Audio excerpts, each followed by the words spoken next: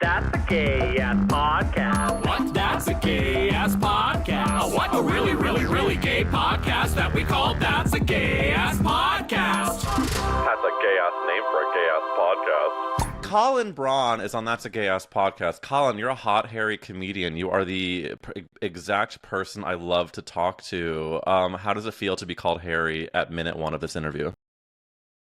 You know, it's pretty much expected. I've spent the last week and a half listening to episodes of this podcast, and to have only been called Harry this far in just means it's pretty tame so far. And that is correct, because we are going to have some questions that do go below the hairy belt. However, before we get into that, I would like to know about this move that you have made to Dublin. Now, you have actually posted in a lot of your social media about this move, that you told many people that if Trump was elected, you would leave the country, which was a half joke because you thought it would never happen, and then it did. But you also posted, was I using escapism to cope with a hot guy dumping me? Maybe. Is that true? Were you dumped by a hot guy? A bit. There was some hot guy that I hooked up with a few times. I thought it was going to become something, and then it didn't. And I have ADHD. People with ADHD, we do not handle rejection well. And I'd gotten divorced 3 years ago. And so this was like, I was trying to get back into these forays of dating. And it just, for some reason, it just threw me for a complete loop. All my mental health progress just went right down. That'll happen. That'll happen. Yeah. And it was like in October, while the election is weeks away. And so I'm just in this kind of bad headspace. Meanwhile, there's all this talk of dictator on day one and big crowds of people with signs saying mass deportations now. One of my ADHD hyper-focuses throughout my life has been World War II. Sure. And Chinese communism. So like, I got this really weird feeling like, I'm just going to leave now. Like if this happens, if they come back, I'm just going to leave now so that I'm not like dashing to the airport at the last minute with millions of other people. No, I get that. I'm hearing a lot of ADHD and the World War II fixations, but how do you feel about trains? Because I'm hearing autism. Not that I'm a doctor or have any ability to diagnose a single thing, but do you identify with the A word at all? So one doctor said I might have autism, and then one doctor said I might not have autism. Perfect. What I do know is that I've been in Europe for 8 months, and I can tell you the trains are really one of the most exciting things about it, especially in Switzerland. And the high-speed trains in Spain, the train in Spain goes faster than a plane. Wow, he really is gay, y'all. He's giving us already a gorgeous allusion to the great form of musical theater. I have to let you know that I really am a fan of your comedy, a fan of your... I just love how open you are, especially... I do want to talk a bit about the gay divorce of it all, about your experience in Europe of it all. I first saw you on the podcast, Some of This Is Bad. I love those queens, and they do such a great job. And your interview was just, the perfect balance of... You're this like nerdy intellectual that's also super hot, but also is down to talk about therapy and clearly trains. But since you are such an open king, I do want to get into some of your gay ass herstory. In fact, you hail from the country of Boston.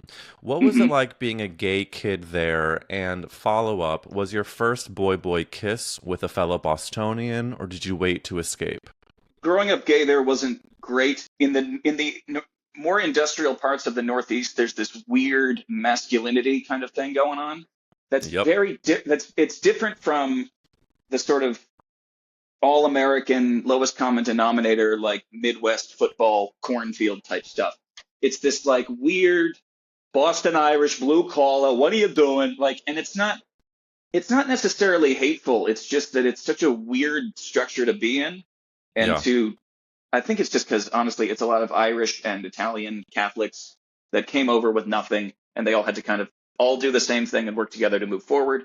And so the kind of openness that you get out of like a Northern California culture, you just don't really get there. And so I wouldn't say it was the easiest, but politically, it's a super progressive place. Like, people might call you a faggot, but like they would say, of course you should be able to get married. Right, you go get married, faggot. It does seem Exactly. like they're sort of white knuckling masculinity. It Hmm. feels like. I do though want to touch in on your Boston accent was impeccable. Would you say something horny and gay in that accent for me? Even just like a get on your knees. Take your fucking shirt off. I mean, it works. It works, Colin. No, I can only imagine that growing up gay in Boston, it's a very specific type of je ne sais quoi when it comes to like, you got to be a man. Would you say that? Because you do sort of present like straight daddy, even though I know you love dick. But do you think that like that masculinity, like sort of gave you this ability to be sort of a dude? I would say so, yeah. So my parents split up when I was 8, and then my dad was out of the picture for a while. And my brothers were the kind of people who had friends and did sports, so they were out of the house. And so I would be in the house doing things like, going behind the TV with the cables, just like those things that kids do that they can do to help around the house, and like splitting wood, and then like getting jobs and working. And then I ended up in engineering in the construction industry. And so I've just kind of always gravitated to these kinds of things, maybe for ADHD, autism reasons. Sure. Um, but I don't like the whole. Granted, when I was younger, I was probably like one of those guys that was more like mask for mask, kind of problematic-y about it. Now I just don't give a shit. I do what I want. Like, yeah, Yeah. okay, I think a lot of us did that. Sort of, we were yeah, told that being a guy, it was really embarrassing to have any effeminate qualities. And so, like, I mean, yeah. that was the whole thing. Like, you're so gay is basically you're just not acting super macho. So, no, it's really, I mean, when people talk about like the fag scent of it all, when people talk about like someone being super queeny, like now it's to me, it's like it's a badge of honor. It's something to Mm, celebrate. But I do think like a lot of gay people have to get past the idea that hooking up or dating somebody with any sort of effeminate qualities is bad, and that's very right. frightening. We will get into like your current sort of horny tales and European sluttery because that is my job as a gay journalist. But Hmm. what was your first sort of gay ass hookup, boy kiss? What was that like? When I was 17, or maybe I was 16, I met up with a guy on, I think, OK Cupid. We went and saw the film The King's Speech, Colin Firth, shout out. which is a great movie, and it really ties in with my love of public speaking and World War II history. And then we got pizza, and then we went to his house, and then we did gay stuff. And what's funny is I have such a positive connection with that film, The King's Speech. I'll rewatch it. It's like Seinfeld. I'll rewatch it whenever, just as one of my comfort media. But on the flip side, that guy, we got pizza. He got a mushroom pizza with truffle oil on it, and I still Okay. to this day hate truffle oil, just because when he was kissing me, like that first guy that ever kissed me had really low quality truffle oil on his breath. And it's so funny because like I'll go to a fancy restaurant, they're like, "Oh, we do truffle fries," and I have to be that guy going, No. "Ugh, gross." No, just the potatoes and the salt. Wait, It's so so funny. why is it that the King's Speech then you have a positive correlation to that, but then the actual smell of truffle that was on his breath, was it a bad kiss? Was it a bad beach? Why was the truffle bad? It Or was did it so just like long. or just it just tasted or smelled bad? Maybe you just didn't like the aroma. It's such a specific concentrated flavor, and it was just a lot of. It was a sensory overload, maybe, and No, it I just get that. I mean, it really is yeah. what a cousin to garlic, and we canonically don't like to kiss people with garlic on their breath. So, but like you're right now drinking a what Guinness beer, which is so Irish of you. So, I mean, it is, and it's kind of fucking hot if I'm being honest. It is so good. Like it's over the summer. I was working for this farmer on his farm.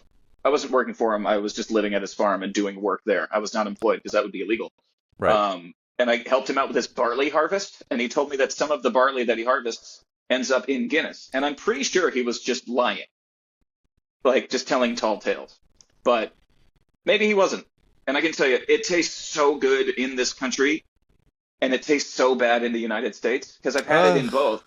It's Yeah, it's so sad because I it's so good know, but here. like there are many parts of the European experience that are in fact better than us, like, listen, we have many great things in America. Obviously, right now it's a nightmare, but like, whether it's the beer, whether it's the bread, whether it's, I mean, even just the dick of Europe is really stunning. The paywall does go up in a few minutes, so Thank God. I always love to tease when that's about to happen. But before we go into the paywall, I do want to ask also the famous gay ass podcast question, which is, Colin, whose fault is it that you're gay? Who do we blame, babe?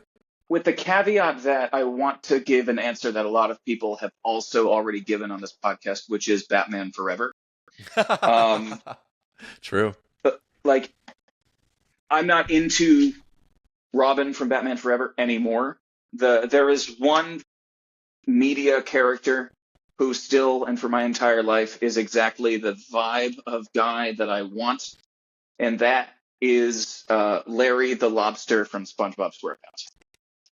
Is it his proportions? Is it the gravelly voice? No, wait, what's his voice? SpongeBob, that was so righteous. Would you sign my pants? He's tall, and he has big arms, and he can really, and he's always lifting weights at the beach, and he's friendly. Oh, see, you can't take the toxic man out of Boston. No, sir, you cannot. But honorable mention to, and this is like the neurodivergent people who are listening will understand. I've never really talked about this ever. So Lego has these like lines of toys that are in like this sort of like these sets that are within this sort of general theme. And when I was in like first grade, they came out with one called Rock Raiders, and it was all of these deep mining vehicles with big drills on them, and they had these characters. And one of them was this sandy-haired ginger who was like a driver of one of these truck things. His name was Axel, and he had on this orange vest and this big helmet with goggles and like red hair. And I didn't realize at the time that this was totally a gay crush that I had on a fictional character. I just thought like, oh, he's my favorite one. But when I look back at it, that was such a little gay boy, non-sexual crush. And there's something so special about those relationships, isn't there? I was going to say, we all had those. We all had those. And it's so funny for me because it's a piece of plastic this big. I was going to ask how big it was. Are we talking like it's fully the tiny Lego size? Like the Lego man is that big. Wait, so your first crush was a 1.5 inch tall ginger construction Lego man? I think so. Can I ask about this divorce a little bit? Sure. Because I think that it's really interesting that in our adult lifetimes, gay marriage became legal, and then we were, of course, very excited about that, but we don't often talk or think about the very natural side of relationships ending, especially when it comes to like gay marriage. So did you, I guess question one is, how do you look back on getting married and then getting gay married and then getting gay divorced? Does it feel like something that was like a really important learning lesson? Do you have any regrets? Do you have any things that you carry with you moving forward in dating? Like what's the temperature of your feelings now about it? I mean, it's been 3.5 years since it ended. After it ended, it was terrible for me. It was, I was drinking so heavily that I would just miss meetings that I was supposed to be running at work, like in the morning. And like looking back, I don't like to regret things. I probably shouldn't have gotten married, but just as part of my growth and my development, I really am very happy. Like I'm at a peak right now. I've never been better. I've never felt better. I've never looked better. Let's celebrate that. Let's take a moment to celebrate that, because that is growth. Would you are we crediting therapy? Are we crediting drinking less? Therapy helps. I don't know if it's really drinking less. It's just more taking the time to process through all of the emotions. Absolutely. Like, I don't give a fuck as much as I did before. I got a motorcycle after I got divorced. and I moved to San Francisco, and I just started living more. I stopped playing video games. I got rid of my TV, and so I've just been living more intentionally. And when my ex-husband and we met when we were in college. I was 20, he was 21. Oh, wow. And for people, especially gay men, who you are at 20 is so different from who you are Say that. at 28, Say that. 29. And it's like I loved this man. He was in my life for so long. Yeah. He's from Northern California, but his family are Okies who fled during the Dust Bowl. So they brought their like Southern twang. And so I just like I would go to like cattle roundups with his family, and they were wonderful people. And I still say y'all because of them. And I don't regret it. It's just, God, it was not fun. If I could not go through it again, that'd be fantastic. Oh, absolutely. I mean, and I hope that for you. But can you tell us? Because I was talking last night with some married gays. I'm a married gay. We were talking about sort of like, and they were talking about how they broke up at one point and got back together. And I was like, well, how many years into it? And they said it was 6 years. And I was like, well, the 6-7 year itch is very real. I mean, Matt and I absolutely had that. How long were you? If you met in your early 20s and you got divorced 3 years ago, how long were you together? We were together, so let's see, if we met when I was 20, we got married in 2019 when I was 26, and then we split up 2.5 years later at, I think I was 29. Wow. So yeah, I mean, that's a long time. And I think especially you're talking about like the developmentally speaking, the development of especially gay guys, you know, we really have to be kind to ourselves because our adolescences were not really ours in many ways. Right. And so I think it is a sign of strength to be like, you know what?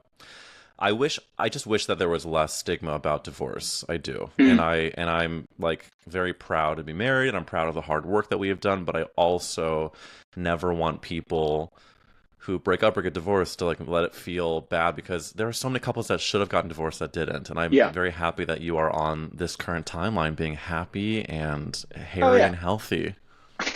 And it was such an important part. Like getting divorced was just as significant in the development of who I am as getting married was.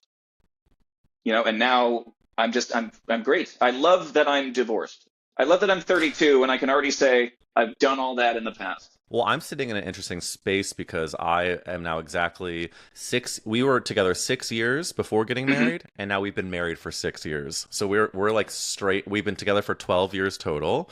So we are sort of like been together the same amount of time as married people as we were as non-married people. And to like I don't know, feel the difference of both of those times. It's both like not that different being married and unmarried, and also incredibly different because like you are like forced to figure shit out, especially as we're very much growing up into different people than we were before we were married. And so like and sometimes those people want different things than they both did 5 years ago. Exactly. But we always shout out the couples therapist that we adore, and our couples therapist is a dream. In fact, we have friends who referred us to this couples therapist, and so now we and other married friends of ours see the same guy, and we got a text yesterday. They were walking around Palm Springs, and they ran into him in person. I don't know though. I was kind of jealous. He's the type of therapist like I like want to please. I adore him, and he's also like this he's like pretty hot, but also like I feel not like I want to fuck my therapist. It's more just like you know, watch the therapist him. Watch the therapist be the guy that tears the marriage apart. See, that's the rom-com / horror film movie. That we should write. The movie. That's the movie that the gays need right now. They go to the marriage therapist, and then one of them has an affair. Literally, I will tell you, I had that thought about writing something about this because it's, and you're gonna write it down. Workshop it. We're going to workshop it, and we're both going to now try to pitch opposing gay divorce therapists stories, or we'll do it together. But you know what, Colin Braun, I think it is time for me to get into my horniest of horny questions, because it's rare I get to talk to a man who has been traveling through Europe for the past many months. In fact, you spent time in Paris, Switzerland, Berlin. You're currently in Dublin. Are there any memorable slut tales from this European part of your life, or any just slut tales you would like to start us out with? In a word, yes. So many. A surprising number of American guys have just like I'll see someone at this was hilarious. I was in Berlin and I'm walking back to my hotel and I'm in this gay neighborhood and I just see this attractive man coming at me at the crosswalk and I'm going the other way and I kind of turn and he kind of turns and looks at me and I say my classic pickup line, which is, "Are you a top?" And he said, for the rest of this interview, head to Substack, linked in the description. You can also watch bonus episodes with Mikey Graceffa from Death Becomes Her, Isaiah Rutledge, Sunset Boulevard's G-Min Moon. We have Derek Cage, Patrick, Nick, Thanos, Mark. They're all hot. The stories are amazing, and you should go check it out at substack.com/@EricWills, linked in the description. I love you. Bye.